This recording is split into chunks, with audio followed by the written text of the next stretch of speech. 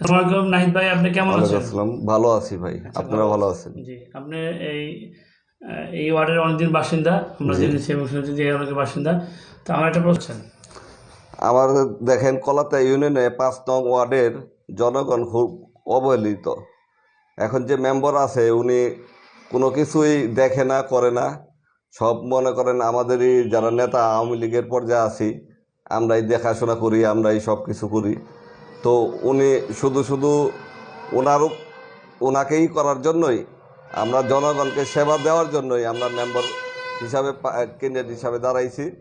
এবং 5 নং ওয়ার্ডের জনগণের সবার সহযোগিতা দরকার, সবারই সহযোগিতা দরকার। আমি তরুণ এবং আমি আওয়ামী লীগের দুর্দিনে অনেক কিছুই করেছি, এটা সবাই জানে।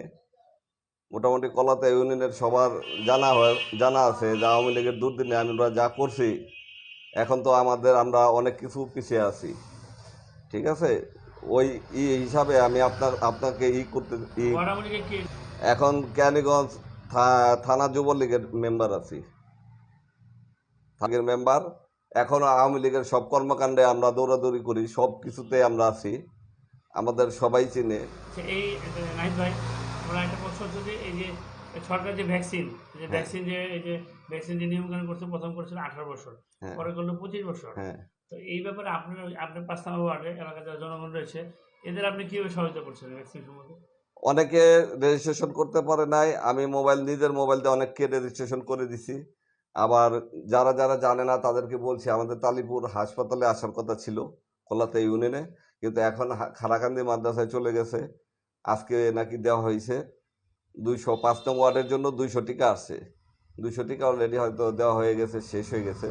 কিন্তু সামনে আরও আসলে আমাদের এলাকার যারা আছে তাদেরকে ইনফর্ম করব, সবাই দেওয়ার জন্য অনুরোধ করব।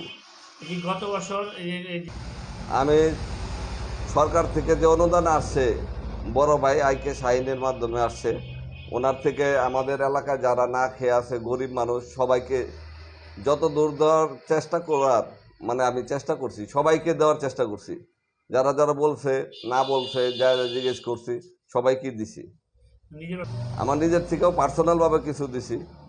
অনেক আমার ফ্রেন্ডরা চাল ছিল না, এই ছিল না, ওদেরকে হেল্প করছি, চাল দিছি বা দোকানের করে দিছি, অনেক কিছু হেল্প করছি। না, আমরা আরেকটা কথা জেনেছি কিন্তু যে আসলে যারা মধ্যবিত্ত পরিবার, যারা আসলে লজ্জায় হ্যাঁ, এটাও।